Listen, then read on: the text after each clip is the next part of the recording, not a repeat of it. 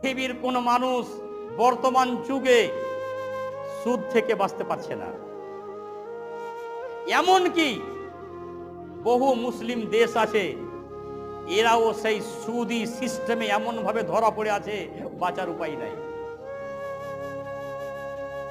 আন্তরাষ্ট্রীয় যেগুলো সংস্থা আছে, যেমন IMF, বিভিন্ন দেশকে এরা কর্জা দেয়, লোন দেয়, ঋণ দেয়।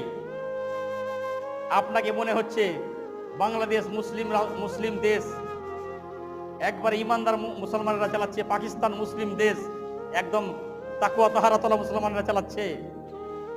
ইহুদি নাসারাদের তৈরি যে নিজাম, এমন ভাবে এরা লাগু করেছে, প্রতিটি প্রায় অধিকাংশ মুসলিম দেশ ঋণ নিচ্ছে, লোন নিচ্ছে এই IMF এর কাছ থেকে।